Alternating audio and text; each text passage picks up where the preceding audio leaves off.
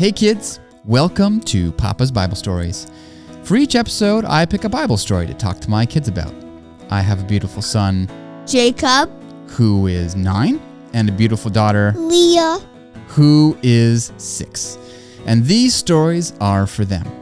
But even though these stories are for my kids, Jacob, Leah, and I would love it if you decided to join us. What do you say? Let's get started.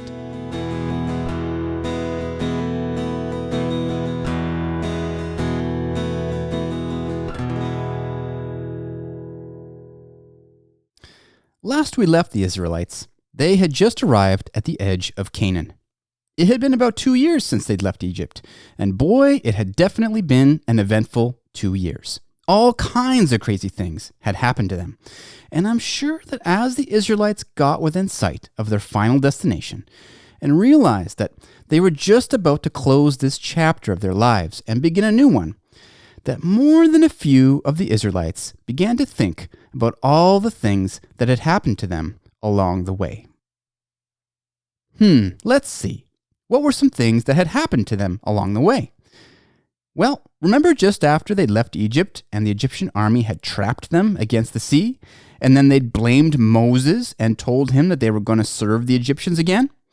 But then God saved them and opened the sea so that they could get away safely? And remember not too long after that, in the wilderness of Sin, when they'd run out of food, and that they'd complained to Moses about how they missed all the amazing food they had in Egypt, but then God started giving them manna every morning? And remember not too long after that, they ran out of water, and they thought Moses was trying to get them killed. But then God saved them and provided water out of a rock? And who can forget about the 10 Commandments and that whole golden calf incident? Then remember just after they left Sinai that they had a meat craving and God had went ahead and gave them quail?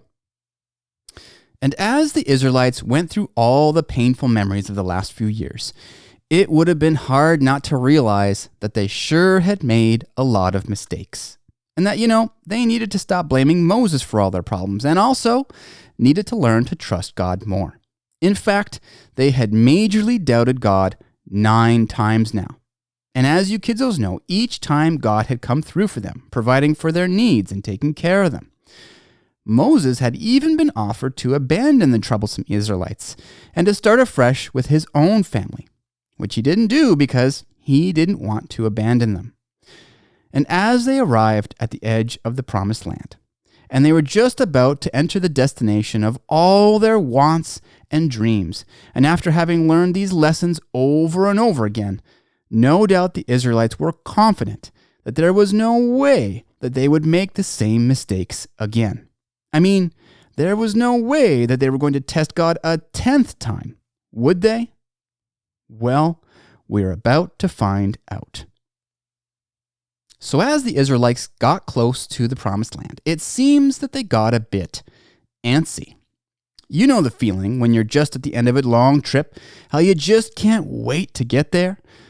Like when you've been driving in the car all day long and are just turning onto the very final street before you get there? Yeah, that's probably how the Israelites felt right about now. They were just at the end of the longest and most detoured trip ever. And so, to help their antsiness, the Israelites went to Moses and said, "Let us send men before us, and let them search out the land for us, and bring back word to us of the way by which we should go up, and of the cities into which we shall come." So before they got to Canaan, the Israelites understandably wanted to find out more about Canaan, more about this place where they were going to live. How was the land? Was it flat or were there mountains? Were there forests or deserts? Was the land good for growing things or not? What kinds of things grew there? How many people lived there? Where did the people live? And where were the cities? The Israelites were just overcome with curiosity and anticipation about their new home. So, why not send some people ahead to take a look? Well, Moses didn't seem to mind the idea, and so Moses took their request to God, who also thought it was a good idea and even told them who to send.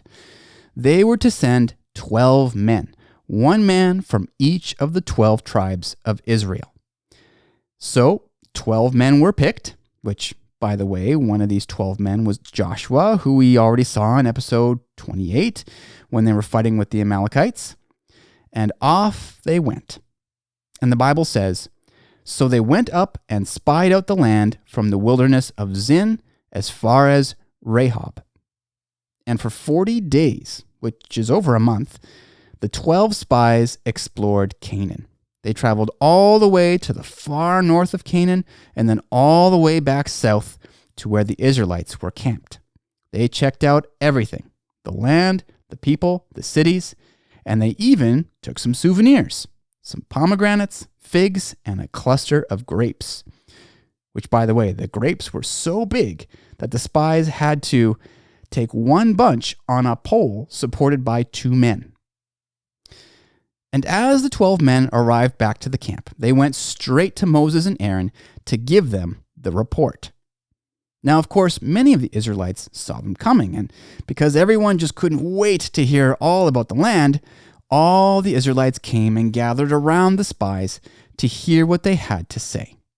And at first, the news seemed pretty good. And the spies said, "We went to the land where you sent us. It truly flows with milk and honey, and this is its fruit." And they pointed to the souvenirs they'd brought with them, especially the ginormous grape cluster. Well, this was great news. Really, the promised land was everything that they'd hoped it would be. And no doubt everyone got super excited, and they just couldn't wait to get going. But then the spies continued with their report and said, "Nevertheless, the people who dwell in the land are strong. The cities are fortified and very large. Moreover, we saw the descendants of Anak there. The Amalekites dwell in the land of the south. The Hittites, Jebusites, and Amorites dwell in the mountains. And the Canaanites dwell by the sea and along the banks of the Jordan." So, what the spies were saying is that even though the land was amazing, the people on the land were a big problem. The Amalekites they'd already run into on the way to Sinai, and they'd attacked the Israelites on sight. And the Amalekites were in the south, which meant that they would be the very first people they would run into as soon as they stepped foot in Canaan. But they weren't the only ones. There were Hittites, Jebusites, and Amorites too, and the sons of Anak, who were known to be giants, monster people who were legendary fighters. And to top it all off, all these people lived in huge, well-fortified cities. Now, on hearing about these challenges, how do you kidzos think that the Israelites reacted? I mean, we already talked about all the crazy stuff that the Israelites had run into over the last few years. They'd seen some crazy stuff, things much crazier than this, and God had been there for them each time. God had even parted the Red Sea so that the Israelites could walk through it on dry land. So, of course, the Israelites just brushed off all these challenges like they were nothing, celebrated that they were going to the promised land, and excitedly started packing their things. Right? Well, no. No, as soon as the Israelites heard about these challenges, they got upset and started thinking, what were they going to do? The promised land was filled with giants who lived in fortresses. It was a death trap. How could they even think about going into the promised land now? Now, 2 of the 12 spies, Joshua and another man named Caleb, noticed that the Israelites were getting upset and that they were really focusing on these challenges. I mean, yes, there were challenges, and they weren't small challenges. But hadn't they heard the first part about how amazing the land was? Had everyone already forgotten that they could trust God and that God would take care of them? And so Caleb spoke up and tried to get things moving in the right direction. And he said, "Let us go up at once and take possession, for we are well able to overcome it." But seeing what Caleb was trying to do, the other 10 spies immediately tried to shut him down and said, We are not able to go up against the people, for they are stronger than we." And then they exaggerated the challenges and said, "The land through which we have gone as spies is a land that devours its inhabitants, and all the people whom we saw in it are men of great stature. There we saw the giants, and we were like grasshoppers in our own sight, and so we were in their sight." So all of a sudden we went from a land flowing with milk and honey to a land that devours its inhabitants? And all of a sudden, all the men in Canaan are men of great stature? And all of a sudden, the giants were so huge that they were like the size of grasshoppers to them? The 10 spies were obviously exaggerating and even changing their story. But despite the obvious exaggerations and contradictions, and despite Caleb's positive encouragement, the Israelites decided to listen to the bad report of the 10 spies. And the Bible says that all of the congregation lifted up their voices and cried. The Israelites were completely devastated, and the whole camp began to cry. And the Bible tells us that they cried all night long. The next morning, when the Israelites woke up, they had to decide what they were going to do. They did have a few options. Even though they were upset and discouraged, they could still move forward, maybe just with a bad attitude. Or maybe they'd just think about spending a little more time at the edge of the promised land to better prepare themselves. But no, the Israelites immediately went back to the only other thing that they seemed to ever be able to consider. And you guessed it, they wanted to go back to Egypt. And so the Israelites went to Moses and Aaron and said, "If only we had died in the land of Egypt, or if only we had died in this wilderness. Why has the Lord brought us to this land to fall by the sword, that our wives and children should become victims? Would it not be better for us to return to Egypt?" And then they turned to each other and started deciding who should be the leader to replace Moses and take them back to Egypt. Now, Moses and Aaron looked at what the Israelites were doing and realized that the Israelites were making a horrible mistake. Actually, of all the mistakes that the Israelites had made up to this point, this one was probably the worst. Going to the promised land had been the whole point of freeing the Israelites from the Egyptians in the first place. The Israelites inheriting the promised land was what God had promised to Abraham all those years ago. The tabernacle, the sanctuary services, and the priesthood were given to them, assuming they would be a separate people in the promised land. And let's not forget that God had made a covenant with the Israelites, that they would be his people, and that through them, all the people of the earth would be saved.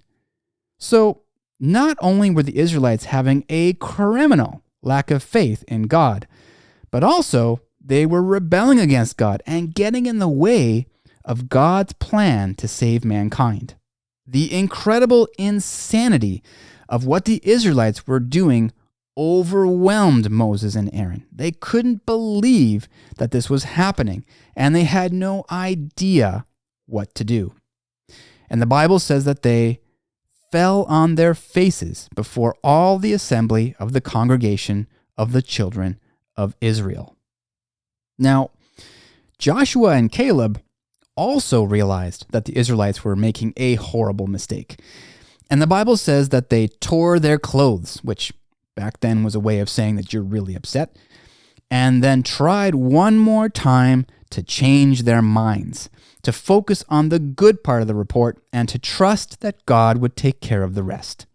And they said, "The land we passed through to spy out is an exceedingly good land. If the Lord delights in us, then he will bring us into this land and give it to us, a land which flows with milk and honey. Only do not rebel against the Lord, nor fear the people of the land, for they are our bread. Their protection has departed from them, and the Lord is with us. Do not fear them." But it was too late. The Israelites were now beyond reason, And all that Joshua and Caleb managed to do was to make the Israelites angry. And the Bible says that the Israelites picked up stones to stone them to death. Now, no sooner had the Israelites picked up the stones that they immediately dropped them. Because the Bible says that the glory of the Lord appeared in the tabernacle of meeting. A flaming light all of a sudden appeared in the tabernacle, and all the Israelites were immediately quiet. This sign from God seemed to shake the Israelites out of their anger. And Moses went over to the tabernacle to speak to God. And God said to Moses, "How long will these people reject me? And how long will they not believe me with all the signs which I have performed among them? I will strike them with the pestilence and disinherit them, and I will make of you a nation greater and mightier than they." By disobeying God's command to go into the promised land, and by doubting God, despite having so many reasons to trust him, the Israelites had committed a horrible sin. It was just as bad as when they had worshipped the golden calf. And God's punishment was that they should all be killed. But, just like with the golden calf, Moses would not abandon the Israelites. Again, Moses pled for the Israelites, using many of the same reasons he'd used the last time.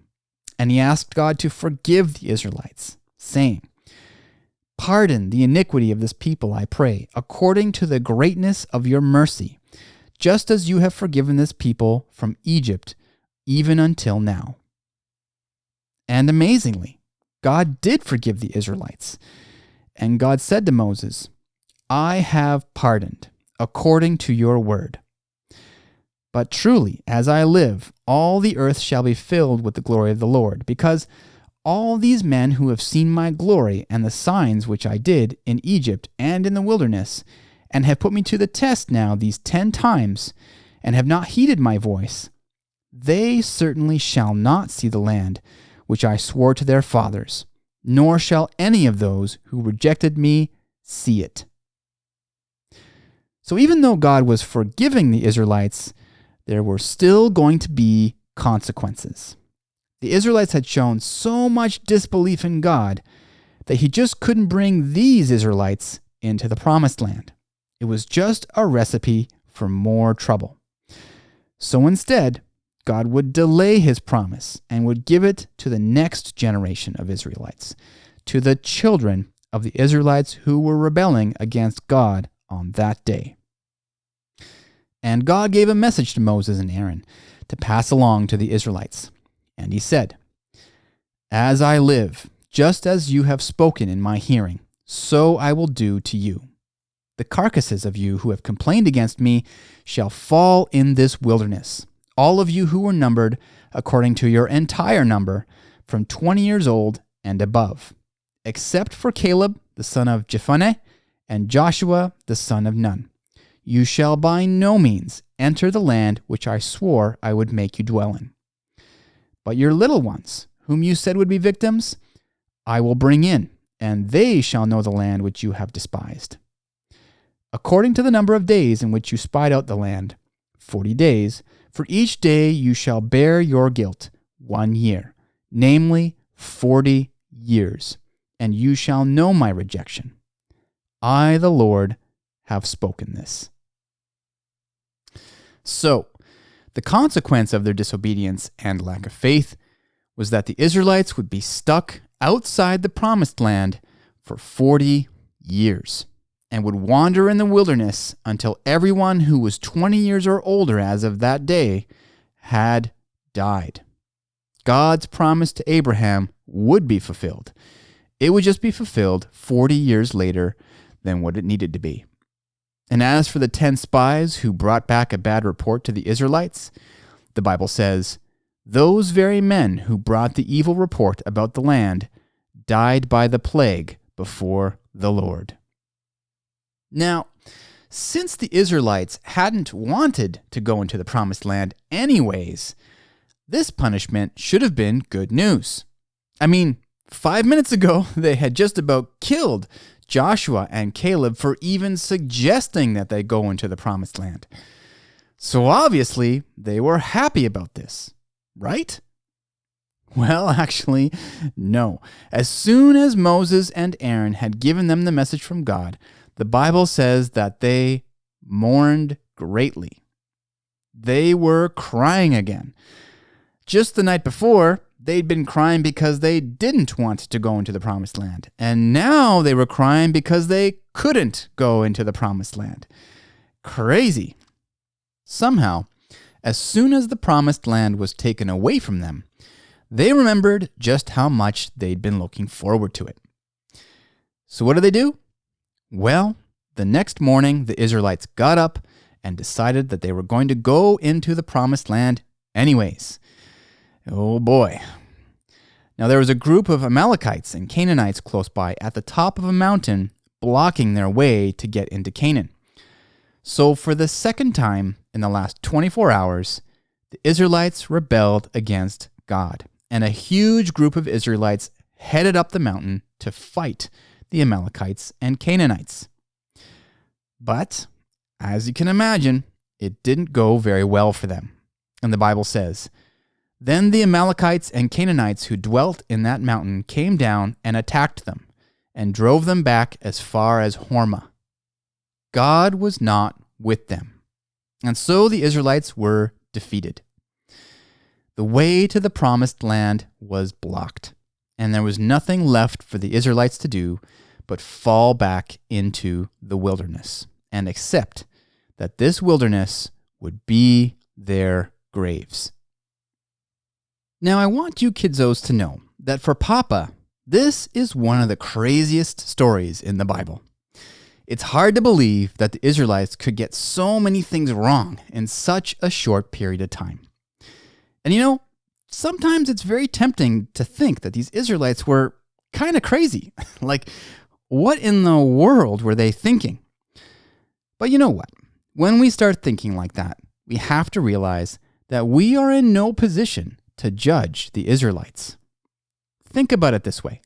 If tomorrow God asked you and your family to uproot everything and move to, some place where most people hate people who look like you and sometimes do bad things to people who look like you, do you think that maybe you might be a little afraid and maybe you might drag your heels a little bit on that one? Of course you would. And while you should know that if God was asking you to go there, that God would protect you, but let's be honest with ourselves. We would also be tempted to rebel against God, wouldn't we? And that's without any giants, like what the Israelites would have faced. Now, of course, this comparison isn't quite fair because we don't have a pillar of cloud leading us, and we haven't seen God parting any oceans for us. But let's face it, most of us struggle to make any major changes in our lives when we feel God leading us somewhere, just like the Israelites. As the Bible says, "Judge not, that you be not judged." So let's be careful not to judge the Israelites and instead learn from these stories what God would have us learn. That when God leads you somewhere, that you can trust Him and that He will take care of you, and that we cannot let ourselves get overly upset by challenges and bad news. And that at some point, continued lack of faith in God becomes a sin. Believe it or not, but each one of us at some point will have a promised land moment in our lives, a moment where we will have to move forward in God's will despite the challenges. And when that moment comes, will you trust God and move forward, or will you doubt and get stuck in the wilderness? I hope and pray, kidzos, that you will move forward. All right, kidzos, that's it for this one. I hope you guys enjoyed the story. In the next episode, we're going to find out how the Israelites are coping with God's punishment. And let's just say they're not going to take it well. But until then, to all the kids tuning in, I hope you have an awesome day. God be with you. And I hope we'll see you next time. Bye-bye.